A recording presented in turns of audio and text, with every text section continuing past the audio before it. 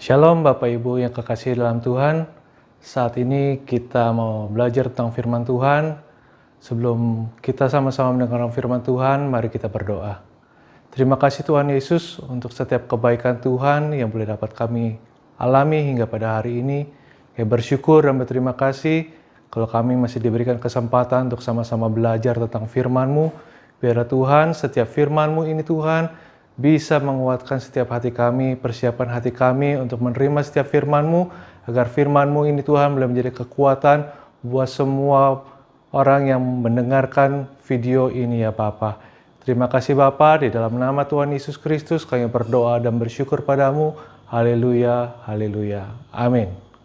Puji Tuhan, pada kesempatan hari ini saya rindu membawakan firman Tuhan yang berjudul Iman yang tak tergoyahkan.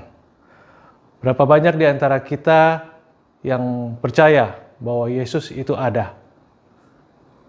Saya yakin pasti semua yang mendengarkan video ini percaya bahwa Yesus ada. Saya juga mau tanya kembali, berapa banyak di antara saudara-saudara yang percaya bahwa Tuhan Yesus sanggup membuat mujizat? Oke, saya juga pasti yakin bahwa Bapak Ibu yang melihat video ini pun pasti percaya bahwa Tuhan Yesus sanggup melakukan mujizat. Apalagi jika kita habis baru dipromosikan kerja, atau kita baru disembuhkan dari penyakit kita, atau anak kita naik kelas, atau bisnis usaha kita berhasil, pasti kita sangat yakin bahwa itu adalah mujizat Tuhan, bahwa itu kebaikan Tuhan yang dialami oleh kita. Kita sangat yakin bahwa Tuhan turut bekerja dalam segala hal untuk mendatangkan kebaikan. Tapi berapa banyak juga di antara Bapak, Ibu, Saudara-saudara yang melihat video ini seringkali bertanya kepada hati saudara-saudara sekalian bahwa di manakah Tuhan?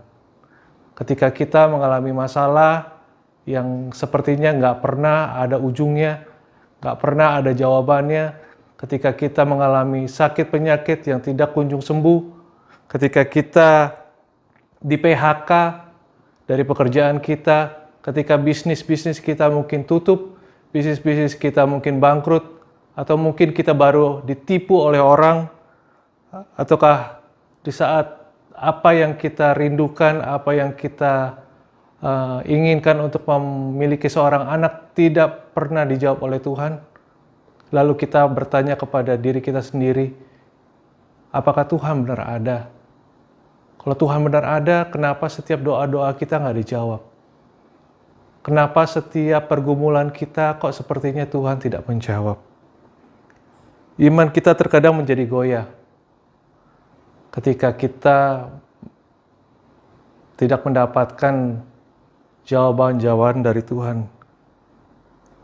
Kita ngerasa hopeless. Kita ngerasa setiap doa-doa kita, jam-jam doa kita, pujian penyembahan kita, air mata kita, sepertinya menjadi sia-sia semua.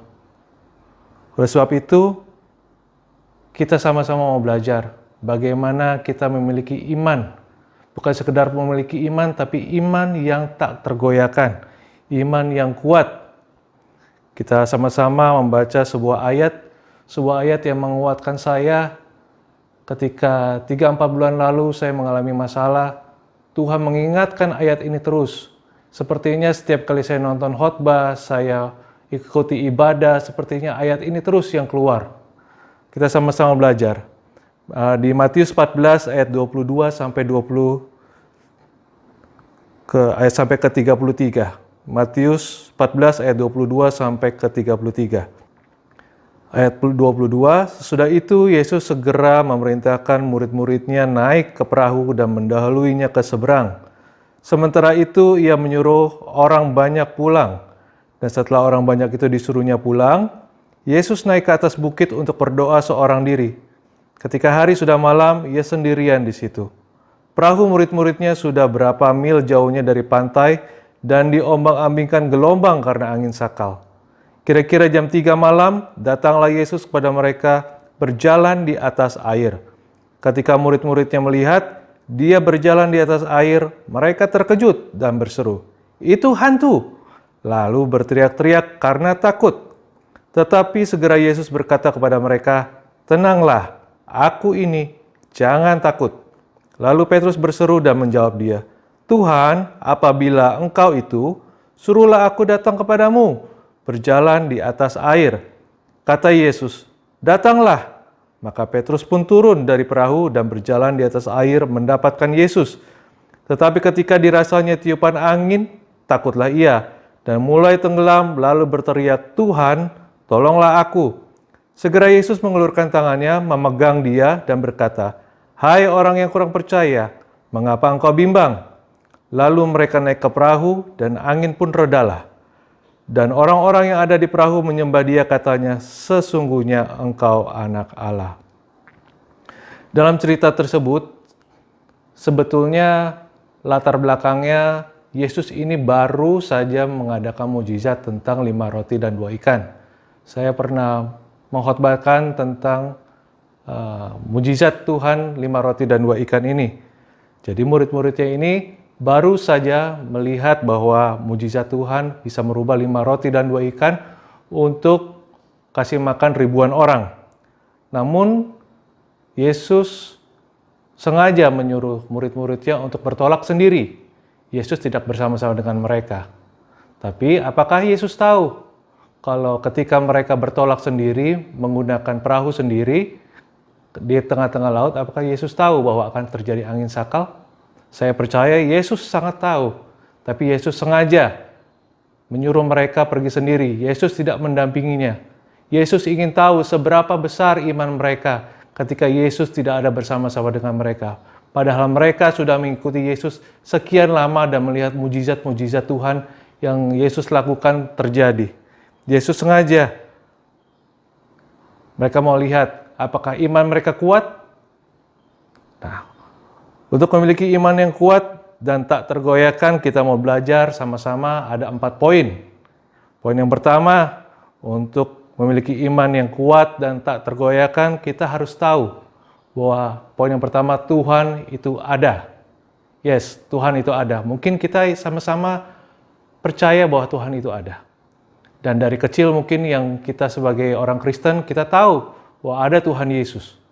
Tapi ketika masalah datang menghadapi kita, ketika masalah bertubi-tubi menghantui kita, menimpa kita, kita pasti langsung bertanya, apakah benar Tuhan itu ada? Apalagi seorang laki-laki. Laki-laki selalu banyaknya menggunakan logika. Ketika logikanya sepertinya tidak sampai melihat bahwa Yesus itu ada, terkadang banyak laki-laki pun berpikir dengan logikanya, apa benar Tuhan itu ada? Saya pun pernah berpikir seperti itu. Ketika masalah saya nggak selesai-selesai, ketika masalah saya nggak dijawab sama Tuhan, saya pernah berpikir, apa benar Tuhan itu ada? Saya ada satu tayangan video yang menarik, yang bisa saudara saksikan, Bapak Ibu saksikan. Kita lihat sama-sama videonya. Heavenly Father, we love your precious name. It stands to reason that a name is just a word. It can be easily forgotten as soon as it is heard. But one name was spoken before the world's first day, and it will be here when everything that is has passed away. Delivered from the lips of God to Mary's ears on angels' wings, Jesus, Jesus, the word that came to life for us, the song that all creation sings, Jesus, oh Jesus, proudest nations of the earth have come and gone, but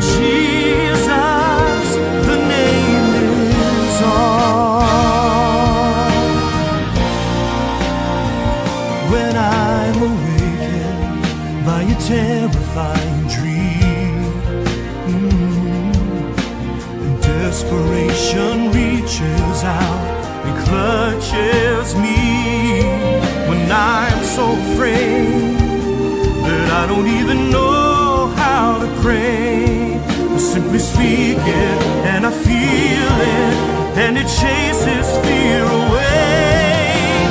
Delivered from the lips of God to Mary's ears on angels' wings. Jesus, sweet Jesus, the word that came to life for us, the song that all creation sings.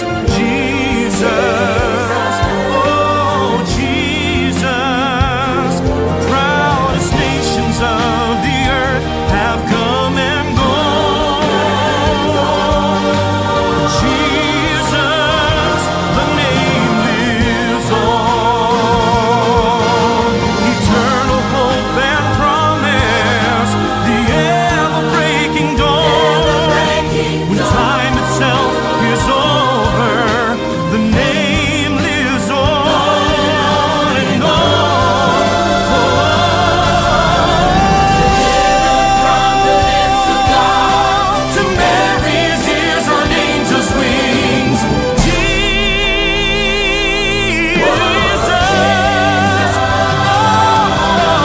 word that came to life for us, the song that all creation sings. Jesus, sweet Jesus, the proudest nations of the earth have come and gone. But Jesus, the name lives on.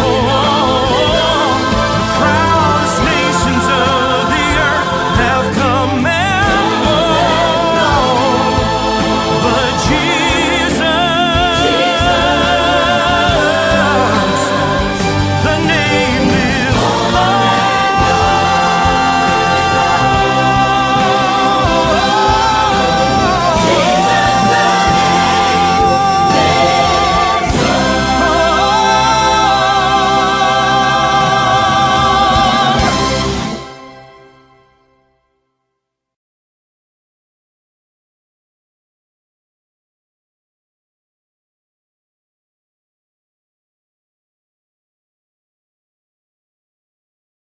Setelah kita melihat video ini, kita tahu kan, di mana Tuhan itu ada.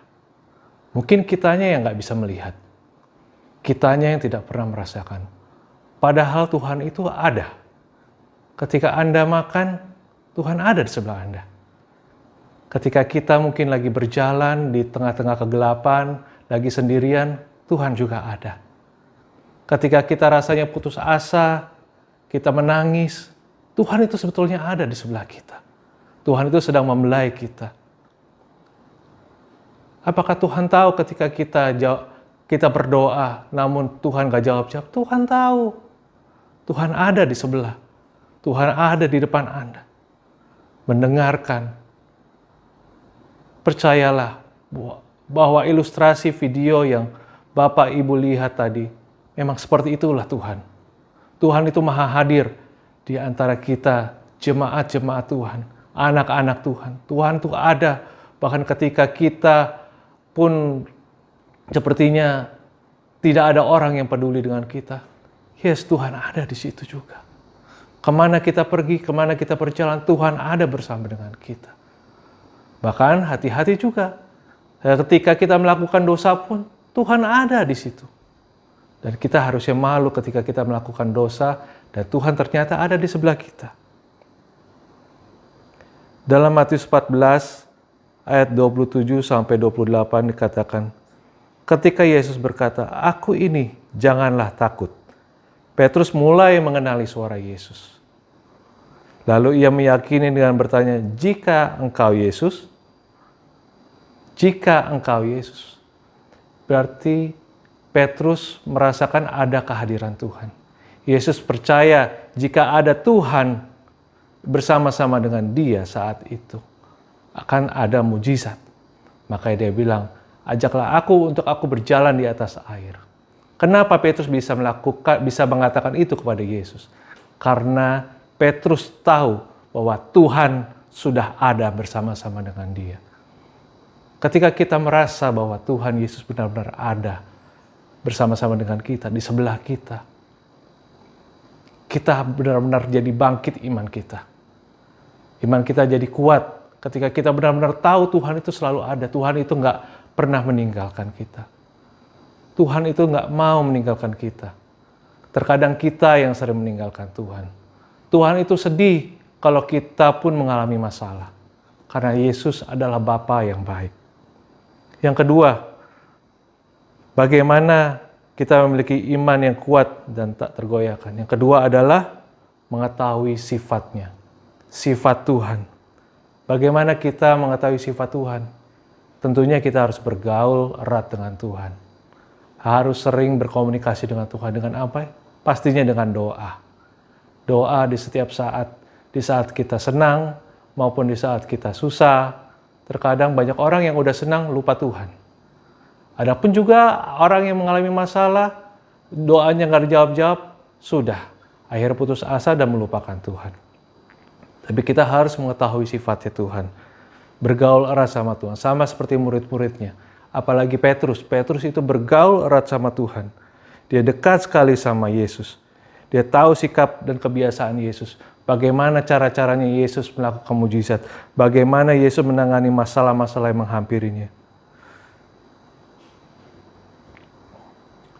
Kita tahu bahwa Bapa yang kita sembah, Yesus itu memiliki kasih yang luar biasa. Dia selalu mau memberikan yang terbaik untuk saudara dan saya. Bahkan yang kita tahu karya terbesar Tuhan yaitu mengorbankan nyawanya untuk menebus setiap dosa-dosa kita. Namanya seorang bapa, seorang ayah, pasti dia mau rela berkorban untuk anak-anaknya. Kita bisa baca sebagai contoh di Matius 7 ayat 9 sampai 11. Adakah seorang daripadamu yang memberikan batu kepada anaknya jika ia meminta roti? Atau memberi ular jika ia meminta ikan? Jadi jika kamu yang jahat tahu memberi pemberian yang baik kepada anak-anakmu, apalagi Bapamu yang di surga, Ia akan memberikan yang baik kepada mereka yang meminta kepadanya. Dia berkata, tidak mungkin memberikan batu bagi mereka yang meminta roti. Jadi saudara mulai tahu bagaimana sikap Tuhan. Tuhan tidak akan memberikan batu jika kita meminta roti. Jika saudara dan saya yang adalah seorang ayah, apakah saudara akan memberikan batu ketika anak Anda meminta roti? Apakah mungkin seorang ayah akan membiarkan anaknya tinggal di jalanan ketika seorang ayah itu memiliki rumah?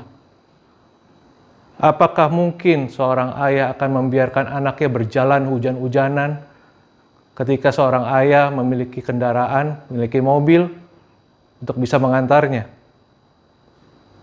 Seorang bapak pasti akan memberikan yang terbaik buat anaknya. Saya pun rasanya seperti itu kepada anak saya. Saya rasa pingin sekali memberikan yang terbaik. Bahkan ketika seorang ayah memiliki ayam goreng mungkin sama tempe, pasti kita akan memberikan ayam itu kepada anak. Biarin aja kita itu makan tempenya ibaratnya. Kita mau berkorban, yang penting anak makan enak. Yang penting anak tercukupi gizinya. Kalau kita biarin aja, kita jadi nomor 2. Banyak juga film-film yang kita bisa saksikan di bioskop, di TV. Berapa banyak pengorbanan seorang ayah ketika anaknya hilang, anaknya dicuri. Bahkan ayahnya rela digebukin, ayahnya rela sampai disandra, ayahnya rela sampai mengeluarkan cucuran darah untuk menemukan anaknya. Sama seperti itu juga. Yesus itu sebagai Bapa, dia habis-habisan untuk membela kita. Dia habis-habisan terus untuk menangkap kita jika kita jauh darinya. Jika kita mulai melakukan dosa-dosa, Yesus langsung mau cepat-cepat merangkul kita. Pengen cepat-cepat selamatkan kita gimana pun caranya untuk mengalahkan iblis, untuk mengalahkan tipu muslihat iblis kepada diri kita. Tuhan Yesus selalu mau memberikan yang terbaik untuk kita. Contoh lain dalam Matius 14 ayat 16. Tetapi Yesus berkata kepada mereka, Tidak perlu mereka pergi, kamu harus memberi mereka makan. Ketika Yesus ingin memberi makan ribuan orang dengan 5 roti dan 2 ikan, sebelum mujizat itu terjadi, murid-muridnya itu menyuruh Tuhan Yesus untuk membubarkan orang-orang yang mengikutinya. Tapi kata Yesus bilang, jangan, mereka tidak perlu pergi. Kamu harus memberi mereka makan, harus memberi mereka makan. Ketika mereka mungkin tidak meminta sama Yesus makanan. Orang-orang yang mengikuti Yesus tidak meminta makanan kepada Yesus. Tapi Yesus sudah terlebih dahulu memikirkan apa yang menjadi kebutuhannya mereka. Tuhan tahu mereka kelaparan. Tuhan tahu mereka juga lelah dan mereka butuh makan. Tuhan tidak serta-merta mengusir mereka. Tapi Tuhan mencukupkan apa yang menjadi kebutuhan mereka. Yang ketiga, bagaimana iman menjadi kuat dan tak tergoyahkan. Yang ketiga, percaya akan kuasanya. Bagaimana kita bisa percaya akan kuasa Tuhan? Yang pertama, sering-seringlah baca Alkitab. Karena di Alkitab pun banyak sekali mujizat-mujizat yang Tuhan lakukan. Contohnya seperti yang tadi kita baca tentang Petrus berjalan di atas air di Matius 14 ayat 22 sampai 33.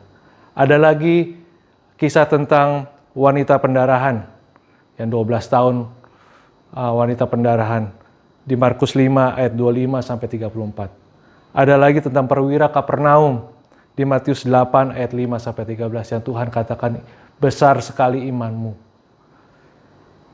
Iman dibutuhkan untuk mempercayai kuasa Tuhan.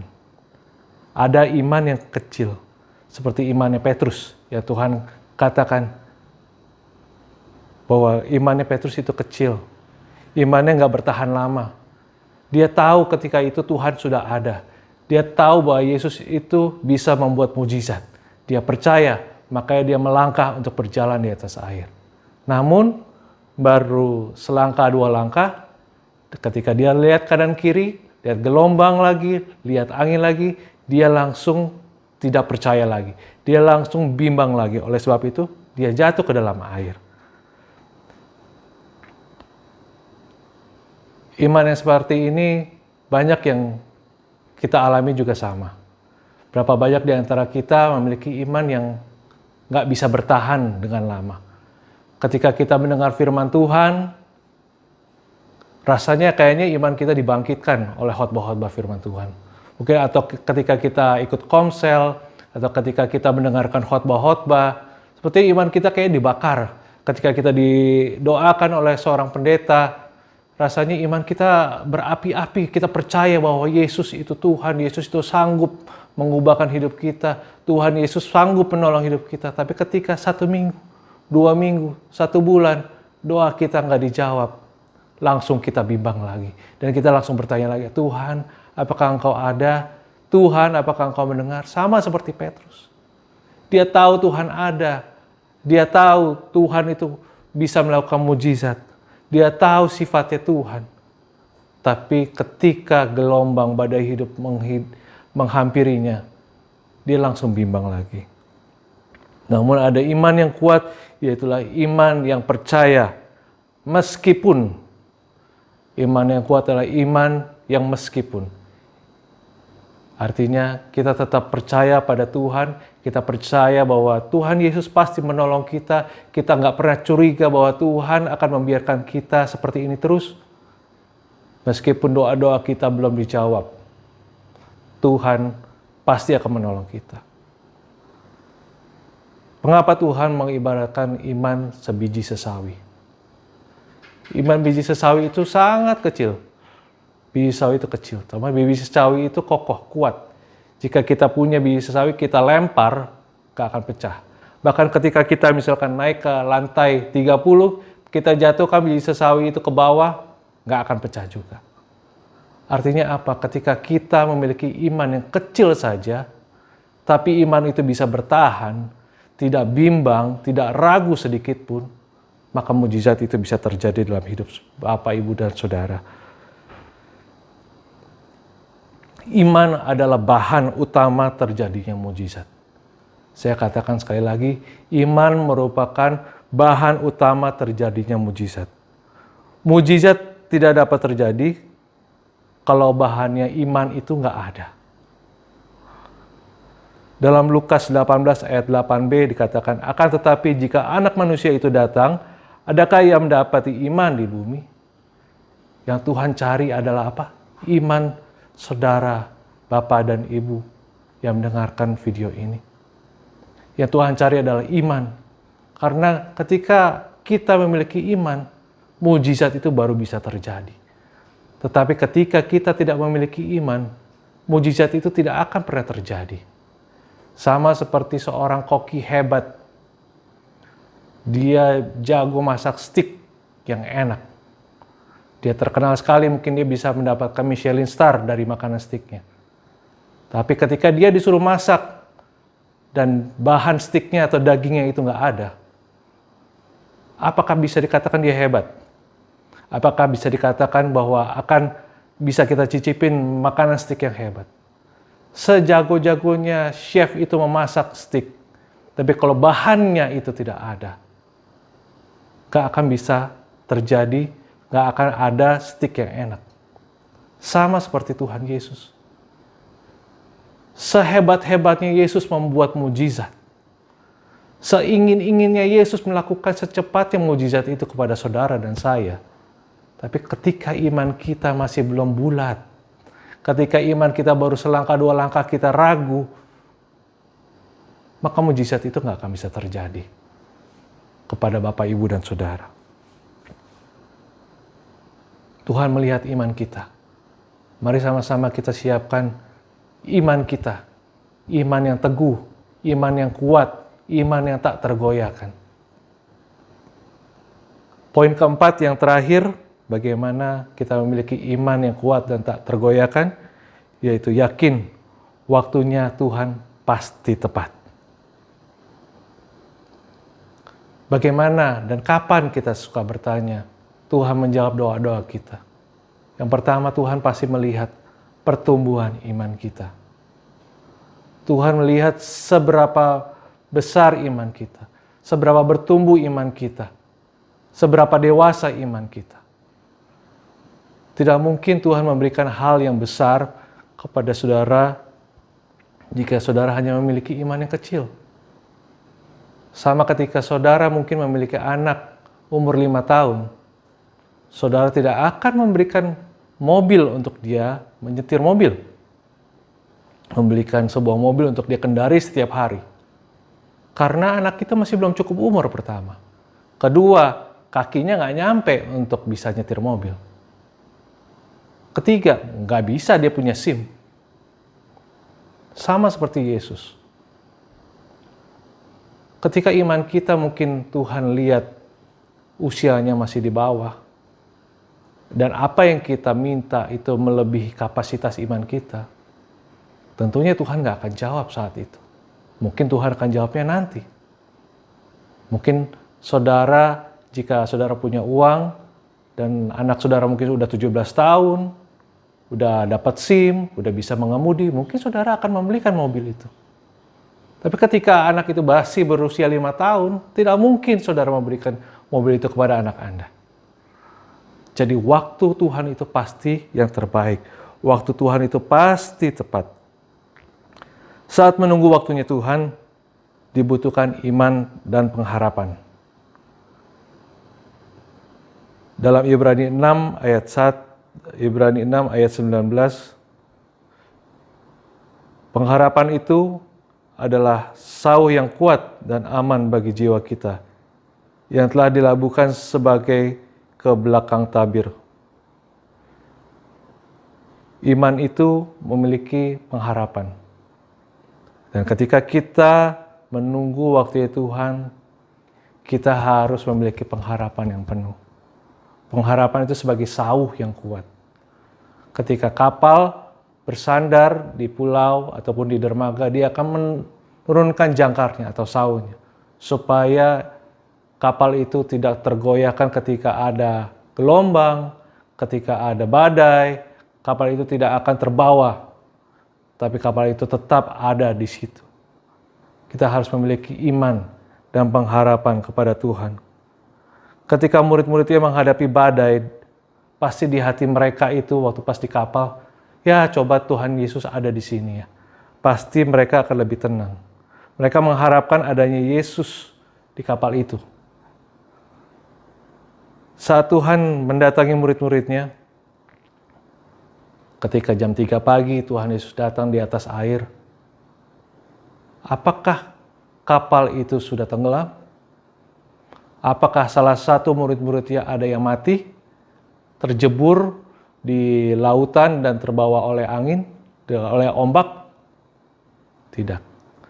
Tuhan datang tepat pada waktunya. Tuhan tahu ketika murid-muridnya itu pada merasakan rasa yang takut, Tuhan langsung datang menghampiri mereka. Tuhan langsung datang menolong mereka karena Tuhan tahu kapasitas iman mereka sampai mana. Jadi waktu Tuhan itu waktu yang terbaik. Ketika Petrus berjalan di atas air dan ketika Petrus jatuh karena dia ragu dan jatuh ke dalam air. Apakah Tuhan Yesus terlambat sampai Petrus mati dulu baru diangkat? Bahkan di sini dikatakan Petrus masih bilang, Tuhan tolonglah aku. Berarti ketika dia masih bisa mengucapkan Tuhan tolonglah aku, berarti itu cuma sepersekian detik. Sepersekian detik itu Petrus jatuh, Tuhan langsung tangkap. Tuhan tahu kapan waktunya yang tepat. Tuhan tidak akan meninggalkan kita. Tuhan tidak akan membiarkan kita terus-menerus ada di dalam pergumulan kita, di dalam masalah kita. Bahkan kita sampai tenggelam di dalam masalah. Tuhan langsung buru-buru angkat. Oleh sebab itu, yakinlah bahwa Tuhan itu sangat baik. Tuhan itu Bapa kita. Tuhan itu ada bersama Bapak dan Ibu saudara sekalian. Tuhan itu sangat baik, Tuhan itu sangat peduli. Kita harus belajar tentang sifat-sifatnya Tuhan. Kita harus percaya mujizat-mujizat itu Tuhan bisa lakukan terhadap Bapak Ibu saudara. Dan percayalah bahwa waktu Tuhan adalah waktu yang terbaik. Jadi jika saudara-saudara saat ini masih ada yang doa-doanya masih belum terjawab, sabarlah, tetaplah yakin, tetaplah percaya. Jangan pernah saudara-saudara mencurigai Tuhan, bahwa Tuhan itu jahat, bahwa Tuhan itu tidak akan menolong saudara-saudara. Yakinlah bahwa Tuhan Yesus peduli. Tuhan tahu setiap pergumulan-pergumulan yang kita hadapi. Janganlah khawatir, tetap kuat di dalam Tuhan, dan percaya bahwa Yesus akan menolong kita. Puji Tuhan, kita sama-sama berdoa. Terima kasih Tuhan Yesus, betapa baiknya Engkau Tuhan di dalam hidup kami. Kami percaya Engkau ada bersama-sama dengan kami. Dan kami tahu ketika kami berjalan bersama dengan Engkau, ketika kami berjalan bersama dengan Engkau, kami yakin bahwa tidak ada yang bisa menghalangi kami. Ketika kami jatuh, Engkau akan angkat kami. Ketika kami tidak sanggup lagi, Engkau akan menggendong kami Tuhan. Kami percaya mujizat-Mu akan nyata. Mujizat-Mu akan nyata kepada setiap saudara-saudara Tuhan yang menyaksikan video ini. Kau mengetahui Tuhan setiap pergumulan, problema kehidupan yang mereka alami saat ini. Tuhan Yesus, Engkau Allah yang baik, Engkau Bapa yang baik. Mari saudara-saudara, jika engkau mengalami sakit penyakit, taruhlah tanganmu di bagian yang sakit. Saya mau berdoa buat saudara-saudara. Terima kasih Tuhan Yesus. Saya percaya kuasa Tuhan tidak bisa dibatasi oleh apapun. Dan ketika aku berdoa untuk saudara-saudaraku yang mengalami sakit pada hari ini Tuhan, tidak ada batas di antara video ini Tuhan dan TV ini. Hamba mau menumpangkan tangan Tuhan. Biar terjadi kesembuhan di dalam nama Tuhan Yesus Kristus. Ada aliran surga, ada mujizat yang terjadi yang akan menyembuhkan segala sakit penyakit yang ada di dalam tubuh saudara-saudara kami yang menyaksikan video ini. Jadilah sembuh, jadilah tahir sesuai dengan iman-Mu. Jika saudara-saudara juga mengalami masalah pergumulan dalam kehidupan, angkatlah kedua tangan-Mu. Tuhan Yesus Hamba mau berdoa untuk saudara-saudaraku yang mengalami pergumulan dalam kehidupan mereka. Bapa yang sangat baik, Engkau mengetahui secara detil apa yang mereka butuhkan saat ini. Tuhan Yesus, ku berdoa di dalam nama Yesus. Bila Tuhan mau mendengar setiap seruan doa mereka. Bila Tuhan mau menolong kehidupan mereka. Tuhan tidak akan lama-lama membiarkan mereka ada dalam masalah. Tuhan Yesus akan secepatnya mengangkat mereka dan membawa mereka keluar dari setiap masalah-masalah yang mereka alami. Tuhan Yesus menjadi jawaban. Tuhan Yesus akan menjadi jawaban untuk setiap doa-doa saudara-saudara kami yang ada di menyaksikan video ini. Terima kasih Tuhan. Kami percaya Tuhan itu baik. Kami percaya Tuhan itu ada bersama dengan kami. Dan kami percaya mujizat itu akan terjadi untuk kami semua. Terima kasih Tuhan. Di dalam nama Tuhan Yesus Kristus, kami berdoa dan bersyukur padamu. Haleluya. Amin. Terima kasih. Happy Sunday. Tuhan memberkati.